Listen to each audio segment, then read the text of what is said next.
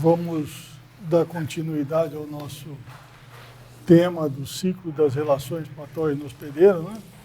Hoje nós vamos encerrar essa parte estudando como vírus, principalmente vírus, né? Eu vou concentrar minha atenção neles, como eles e os viroides podem causar doenças em plantas, né? Mas a maior atenção vai ser dada aos vírus. Então, apenas para relembrá-los, né, sobre a constituição do vírus, todos tiveram isso lá na microbiologia e provavelmente em outras disciplinas.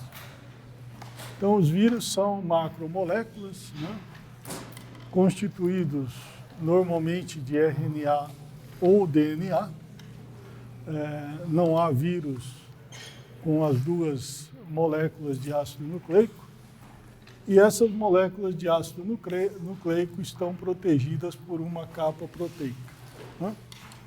Esse material genético pode ser fita simples ou fita dupla, isso aí nós vimos lá na microbiologia, não vou entrar em detalhes, e protegido, como eu disse, por uma capa proteica. Então aqui nós temos uma fita de ácido nucleico, né? E a capa proteica protegendo o vírus, tanto em partícula alongada quanto em partícula isométrica. E essa capa proteica é constituída por capsômeros. Então, capsômeros são as unidades de proteína, né, idênticas, que em conjunto formam a capa proteica. E essas proteínas são codificadas pelo genoma do vírus, né? Então, se nós tivermos um vírus aqui, imaginando um genoma de um vírus de RNA, né? Ele pode ter diversos genes, pode ter um gene da replicase, né? Que é um gene importante, outro gene de transmissão por vetores e o gene, por exemplo, localizado nessa região do genoma, o gene da capa proteica. Então, nessa região do genoma, vão ser codificadas as proteínas dos capsômeros. E esses capsômeros, em conjunto, vão formar a partícula viral, tanto alongada quanto isométrica, né?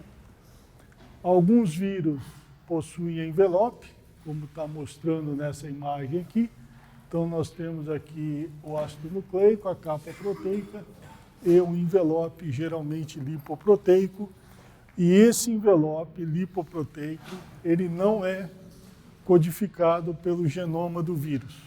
O vírus obtém a partir da organela que ele está se replicando. Se ele se replicar no núcleo, ele pega essa membrana lipoproteica da membrana nuclear. Se ele estiver no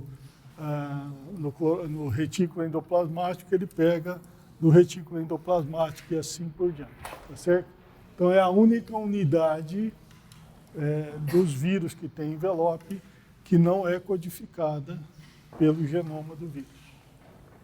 E, como vocês sabem, eles são parasitas obrigatórios. Eles dependem exclusivamente da planta hospedeira para replicação, para, entre aspas, sobrevivência, né? Se é que podemos chamar os vírus de seres vivos. Então, isso apenas para relembrá-los da estrutura do vírus.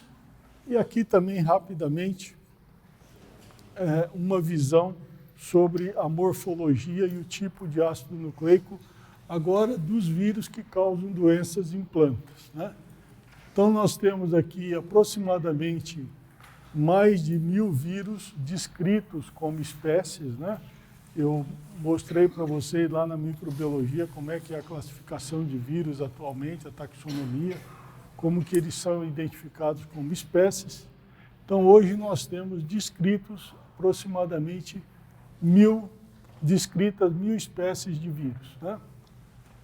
Aqueles que são isométricos, o tamanho varia de 17 até 120 nanômetros de diâmetro. E aqueles que são alongados, o mais longo possui uma partícula de 2.000 nanômetros, que é um vírus da família Clostridium, que causa a tristeza dos citros, uma doença importante, que eu acho que nós já até comentamos. E o diâmetro dessas partículas pode variar um pouco mais de 3 até 25 nanômetros. Né? Lembrando que o nanômetro é 1/1000º do milímetro, portanto, esses vírus só são vistos ao microscópio eletrônico de transmissão. Naquele aspecto da diagnose, né, que vocês estão vendo lá nas aulas práticas, a associação constante, a procura de associação de sintomas e sinais. No caso de doença de vírus, os sinais são a própria partícula do vírus e só podem ser vistas ao microscópio eletrônico. Então, quando você vai fazer uma diagnose de doença de vírus, a única coisa que dá para ver na planta, ao olho nu, são os sintomas. Né? Os vírus têm que ser vistos ao microscópio eletrônico. Então, a maior parte dos vírus que causa doenças em plantas possui RNA de fita simples positivo, né? Então, todos vocês lembram que quando o vírus tem fita simples positiva, significa que o RNA funciona como um RNA mensageiro, né? Vocês devem se lembrar disso lá da microbiologia. Portanto, imediatamente dentro da célula, o RNA é transcrito em proteínas. Então, aqui a maior parte, 76%, é de RNA de fita simples positivo. Pode ser alongado, alongado rígido, alongado flexuoso, pode ser isométrico. Né? Eu não vou voltar nesse detalhe que nós já vimos lá na microbiologia. Uma parte tem RNA de fita simples negativa, alguns têm até envelope, aqui é o vírus que causa vira-cabeça do tomateiro, né? Um vírus importante. E uma outra parte tem perto de 4% RNA de fita dupla. Né? Lembrando que esses dois grupos, o RNA de fita negativa e o RNA de fita dupla, quando chegam na célula, eles são inoperantes, né? Porque o negativo é o complementar e o fita dupla ele é inativado, vamos dizer assim, na forma de fita dupla. Portanto, eles têm que carregar junto com eles um pouquinho da replicase para iniciar o processo da replicação. Isso nós vimos lá também na microbiologia. E, finalmente, temos aqui uma menor porcentagem, embora não menos importante do ponto de vista fitopatológico, né?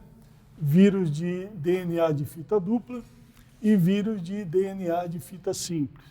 2%, 4%, mais ou menos, né? Aqui é um grupo importante, né? Os geminivírus são, e recebe esse nome porque eles têm partículas geminadas, né? E são os vírus transmitidos por mosca branca responsáveis pelas doenças conhecidas como mosaicos dourados. Mosaico dourado do tomateiro, mosaico dourado do feijoeiro e outros tipos de mosaico dourado ou mosaico amarelo, né? Então, são vírus importantes do ponto de vista fitopatológico e agronômico. Bom, então isso rapidamente só para relembrá-los das principais características dos vírus. Bom, indo agora para o ciclo de relação patógeno-hospedeiro, vocês se lembram que na aula passada eu comentei sobre o triângulo da doença, né? Então, o triângulo clássico da doença, que foi idealizado com base em doenças fúngicas, nós temos o ambiente,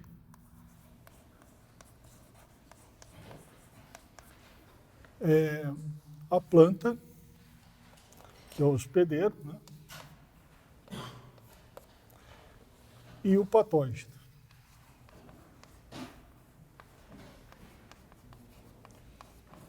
Então, para que uma doença ocorra,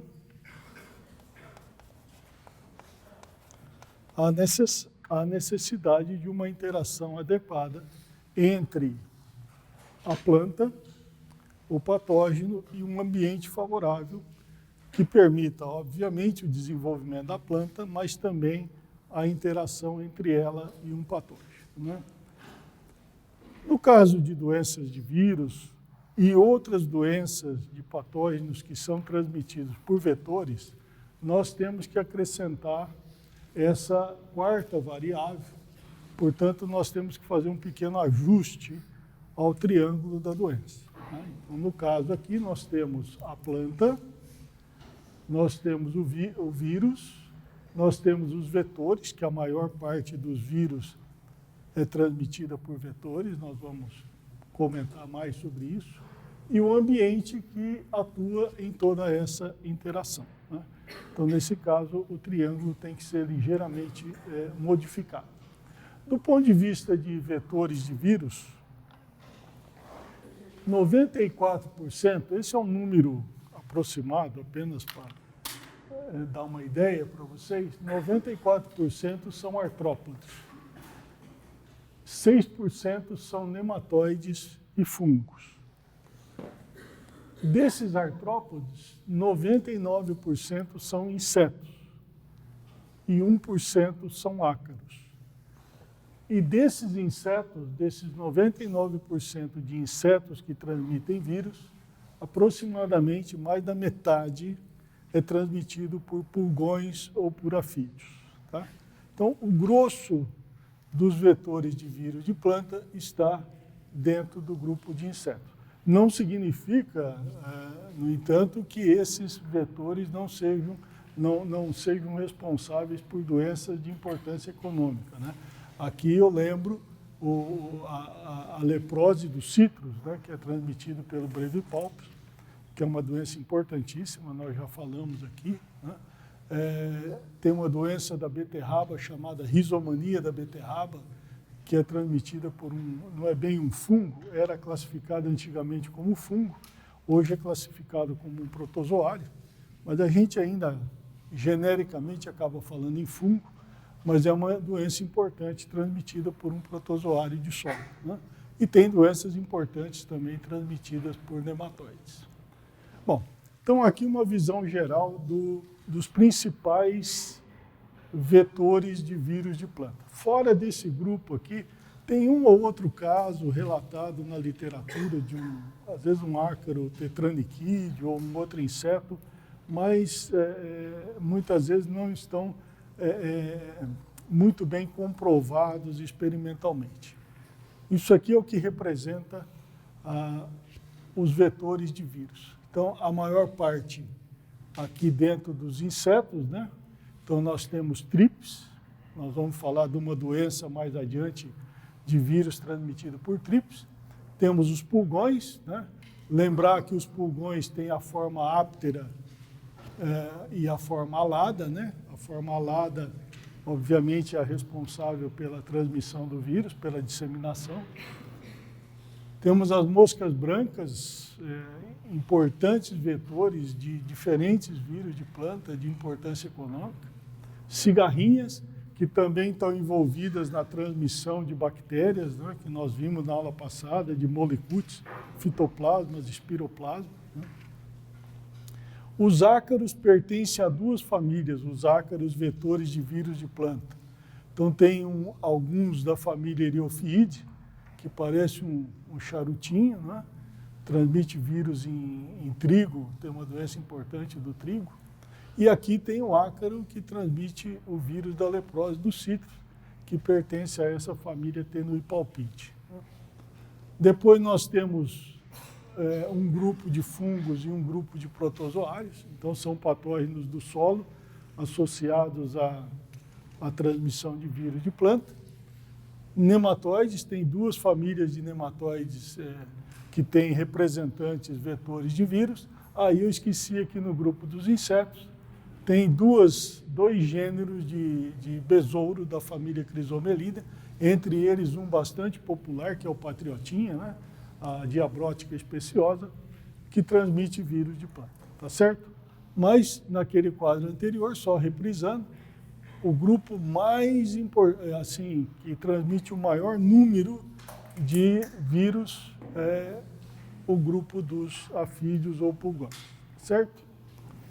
Bom, então a disseminação dos vírus está associada, da maior parte das vezes, está associada com um afídeo, e a inoculação do vírus é feita através de ferimentos. Ferimentos esses provocados no processo de alimentação dos diferentes vetores. Bom, aqui tem um quadro que eu quero gastar um pouquinho de tempo com vocês, que o conhecimento da relação vírus-vetor é fundamental quando se pensa em estratégias de manejo, e eu vou ilustrar isso em 2 exemplos no final da aula. Então, a relação vírus-vetor, ela é classificada em não persistente, semi-persistente, persistente circulativa e persistente propagativa. E aqui tem as características que nós utilizamos para colocar cada uma das relações dentro das suas categorias. Antes de falar dessa relação, eu quero definir esses 3 primeiros termos aqui para vocês. Tempo de aquisição. É o período mínimo que o vetor demora se alimentando na planta doente para adquirir o vírus. Então, esse é o tempo de aquisição do vírus. Quanto que o vetor demora para adquirir o vírus? 30 segundos? 1 minuto? Meia hora? 1 hora e assim por diante. Tempo de transmissão. É o tempo mínimo que o vetor necessita de se alimentar numa planta sadia para inocular o vírus. Da mesma maneira, alguns segundos, alguns minutos. E latência é o período entre a aquisição e a transmissão, ou seja, tem vetor que adquire o vírus e transmite imediatamente, não tem latência. Mas tem vetor que ele adquire o vírus, vai passar um determinado período, e eu vou explicar os 2 casos, vai passar um determinado período para só então ele ser capaz de transmitir o vírus. E essas características que vão separar as diferentes categorias, elas são importantes quando nós vamos pensar em estratégia de manejo, principalmente focando no vetor, como vocês vão ver em 2 exemplos que eu trouxe para a aula de hoje. Os vírus de relação não persistente, o próprio nome diz, o vírus não persiste no vetor por longo tempo. Eles são adquiridos em alimentações de alguns segundos. Não há latência, então logo após a aquisição o vírus é transmitido, e essa transmissão também ocorre durante a alimentação de alguns segundos.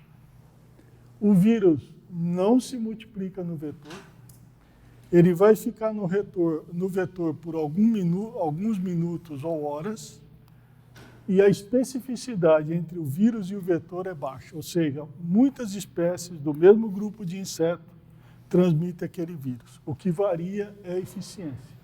Desculpa. Então, eu tenho uma imagem aqui, né, onde nós temos, ilustrando desse lado de cá, o tipo de relação não persistente. Então, são vírus onde um vetor adquire a partícula viral em células da epiderme, ou células do parênquima, no máximo, né? Então, são vírus extremamente, vamos chamar assim, superficiais, e o vírus vai ficar retido aqui no estilete do vetor, tá certo? Então, não há multiplicação, não há latência, e como ele vai ficar retido no estilete, em pouco tempo, se ele não transmitir esse vírus, ele vai acabar perdendo a capacidade de fazê-lo posteriormente. Vamos pular agora para esse grupo do lado de cá. Persistente. Então, o próprio nome diz, é um vírus persistente. Ele persiste no vetor.